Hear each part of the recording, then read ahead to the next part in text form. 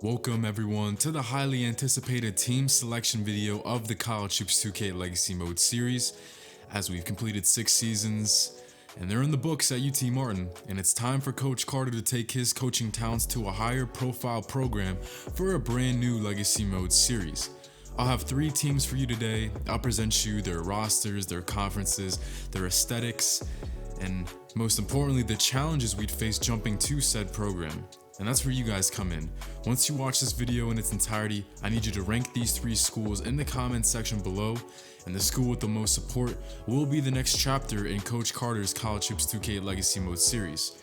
So without further ado, hope you guys enjoy. Let's jump in.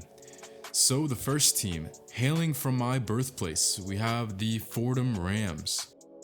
Coming off back-to-back last place finishes in the hyper-competitive Atlantic 10 Conference, Fordham is a squad that will need some serious retooling to compete with the likes of St. Louis and the Dayton Flyers. Fordham is a program that doesn't have the most rich history. They relocated to the Atlantic 10 Conference in the 90s, but have only mustered 2 winning seasons in the 27 years they've spent within the A10. They've broken into the NCAA tournament field 4 times in their school's history, and all those were appearances before they made the upgrade to the A10. Despite being in the heart of basketball recruiting up here in the Bronx, I think a reason that recruiting's been tough is their facilities. They play in the Rose Hill Gym, a venue that sits less than the Skyhawk Arena did back at UT Martin. If you guys have watched this channel for a while, you may have heard me speak highly of the A10, and that's for a very good reason. In my opinion, the Atlantic 10 is the best non-power conference that college basketball has to offer. Even within this series, we just saw St. Louis earn a 2 seed after being the only school in the entire landscape of college ball to have a spotless conference record, fighting their way to the Final Four, falling short ultimately to NC State in the semifinals. Charlotte, Dayton, the Musketeers of Xavier, George Washington, I mean the list goes on and on. Even George Washington just made the Elite 8 in Season 6 in UT Martin's region. The move to Fordham would be by far the biggest upgrade for conference prestige out of our options today. This will be a very competitive conference for sure, with the A10 sending 6 teams to March in year 6. Now for the problems of Fordham, there's so much to talk about. First and foremost, this is a club that desperately needs an offensive identity. At UT Martin, we were kind of lucky, because even in Season 1, we always had good offensive players. Our problems were on defense to begin that series. But the Fordham Rams were the only A10 team to fail to reach 60 points a night, shooting an abysmal 36% as a unit on the season. They also didn't get to the line nearly enough. Their opponents averaged only 17.9 personal fouls a game, dead last in the league. On the other end, there's some things to work with, however. The Rams were about league average in points allowed on defense, forcing near 7 steals a game with a lot of athleticism on this roster. And thus, let's meet that roster now. Heading into next season, the Rams will have 3 senior point guards, the 6'6" Vashawn Pollard having the starting gig currently, 1 junior and 3 sophomores at the 2 guard, with their top freshman on the roster, Evangelo Higgins, as the starter, 2 seniors at small forward, 1 senior at the 4, and 2 juniors at the 5. Their top returning scorer, AJ Ali, will be a senior next year. I'll also be highlighting the top 3 most intriguing players for each team, and for the Rams, I gotta go with Evangelo Higgins at number 1.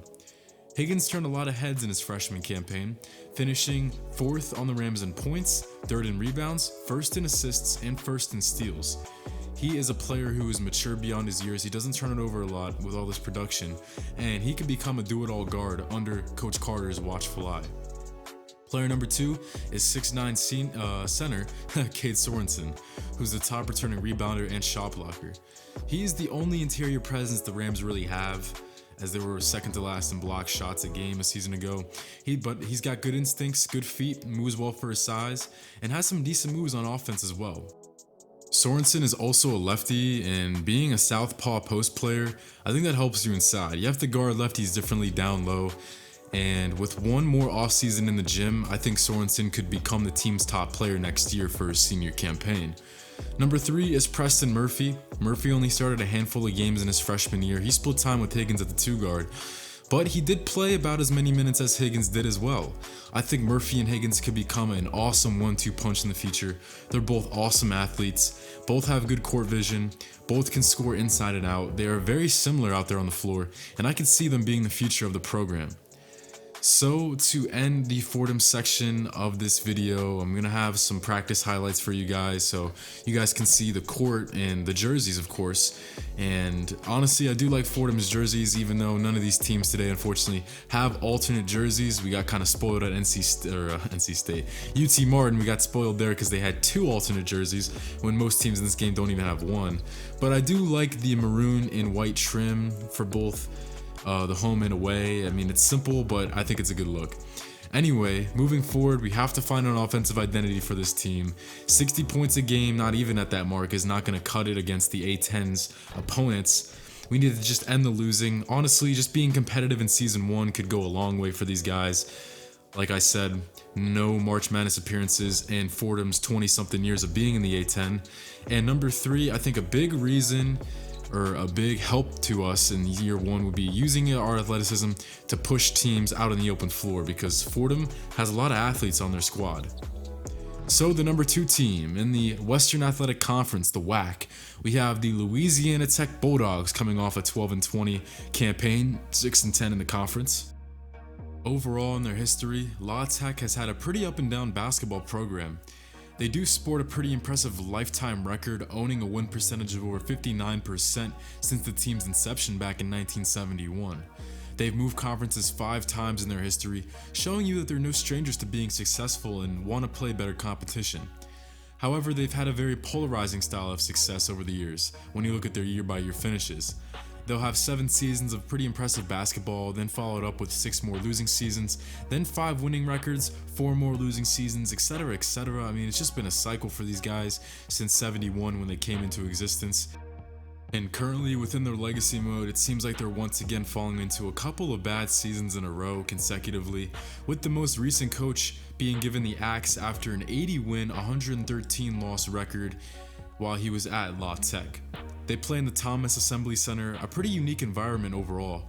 The floor itself is one of a kind, with the lanes inside fading from dark to light blue, and it's a very vertical arena with the fans feeling like they're right on top of you.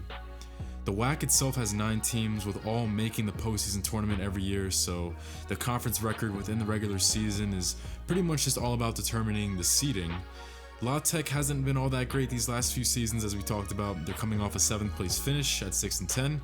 And while the WAC isn't as competitive as the Atlantic 10, they did have 3 representatives from the conference this season in March. And it does present a lot of different schools from many different spots around the West Coast. If you like to travel, hey, come commit to La Tech, because we'll be doing a lot of it. Geographically speaking, the closest team to LTU is New Mexico State, so there'll be a lot of flights for us up ahead. So the travel the travel economics won't be the most favorable for us. But anyway, let's not get sidetracked with vacations and such. Let's talk some business with their areas of improvement. The Bulldogs have also finished last in their conference in points, just like Fordham, posting about 64 a game in year 6. There is some positives though. La Tech was about league average in team assists and finished 5th in field goal percentage. And I think the offensive positives kind of end there. They were the only team in the WAC to commit over 700 team fouls on the year, which shows a desperate lack of defensive discipline. And they were the only team to tally at least 500 team turnovers on the campaign. Heading into next year, the Bulldogs will trot out, and keep in mind, these don't include the freshmen that the prior coaches of these teams got to commit. But they'll be trotting out 2 junior centers, 1 junior power forward and small forward, 4 shooting guards, 2 being juniors, the 2 other sophomores, and no point guards. Leon Bartlett was their starting point man this year, and he's one of 4 senior point guards on the roster. Well, all we can do is pray that the prior coach was active in recruiting, because it would be quite cumbersome for Coach Carter to begin his La Tech tenure with no point guards on the roster. I mean, how do you mess that up like that? Anyway, our top 3 focus players are now up next, with number 1 being Kenyon Lofton. Lofton was top 8 in the WAC's conference scoring leaders in season 6, just a hair under 14 a night, and he also paced all Bulldogs in rebounds, steals, and block shots. This kid can do it all. He honestly reminds me of a blend of Blaine Fry and Teron Gardner. He has the glass determination and the energetic nature on defense like Blaine Fry had, but he's also a great pick and roll threat with an awesome back to the basket game, just like Gardner did. I would not be surprised to see Lofton be all first team, all conference in his senior year next season. DeJuan Harmon is a talented two-guard who has a very high ceiling. He was second in minutes played on the team as a rookie this year, and from all accounts, he's a very team-first guy. He's built for this system. He's a really good playmaker, and he's probably the best three-point threat we have on the team, with a very efficient percentage from downtown. He doesn't take a lot of threes, but he makes a good percentage of them, and he could play some point next year if the prior coach didn't recruit any point guards to replace the 4 senior point guards leaving. I still can't get over that. Anyway, Harmon will be a centerpiece for the future, that's for sure. The final focus player for La Tech will be a sophomore 7'1" big fella, Cameron Judson. He was the first guy off the bench for the Bulldogs this season and made the most of his minutes, being the only Bulldog other than Kenyon Lofton to post at least 10 points on the season. Judson splits time with fellow setter Xavier Meredith, but I think he won the job heading into next season if he can get into better basketball shape. He only has 73 stamina, which is a little low, but what he does have is good hops for his size. He led the team in dunks, most of those standing, and he also makes his free throws shooting over 70%. There's definitely upside with this kid, and he's also not soft. At 234 pounds, he's not the type to get thrown around. So, the takeaways heading into next season, if you guys choose La Tech, we need to definitely ride Kenyon Lofton on offense in Season 1. Let him draw a lot of attention to like guys like Cameron Judson or DeJuan Harmon and the other talented young players this team has to have better looks. You know, Lofton, he can crash, he can drive, he's got a pretty decent handle for his size. Let him isolate in the post, give him elbow looks, and that'll open up things for other guys. Development will also be huge. Every underclassman on this team should see some time in the rotation, so Coach Carter getting the best out of his players will go a very long way in the long-term success of this team. And now we're finally at the third and final team for you guys to vote on from the Colonial Athletic Conference, the Dukes of James Madison. For all you who want a complete 100% strip it down and start over rebuild, JMU will probably be the choice of team for you because, man, where do I even start with this program? James Madison has been a member of the Colonial Athletic Conference for 37 seasons of basketball, and the first 15 or 16 or so were going pretty well, up until the 2000s. JMU always seemed to be at least in the mix for the top team, or at least competitive within the conference, but since the turn of the century in 2000, the Dukes have finished with a winning record only 3 times in the conference. 2 out of those 3 times came at the beginning of this series, in fact. In seasons 1 and 2, JMU actually won the regular season and postseason tournaments of the Colonial Athletic, but unfortunately when it looked like they were finally turning it around, they immediately fell back into mediocrity, with it all boiling over in a 6-win, 25-loss record this season, with a winning percentage of 193. The only time a James Madison team has finished with a worse win percentage on a season was back in 1986 when they went 5-23. And by the way, that was their first ever season in the CAA, so that team at least had an excuse. So, coming off their second worst season ever in program history, let's start talking about this squad. We'll start out in the conference. So the CAA, this would be the smallest upgrade for Coach Carter to further his career in terms of conference prestige. The Colonial has been run by VCU and Old Dominion since the series started. There's some pretty good programs in here, but all in all, they just don't have the same appeal to the recruits as the Atlantic 10 or the WAC, as we've looked in the prior 2 teams.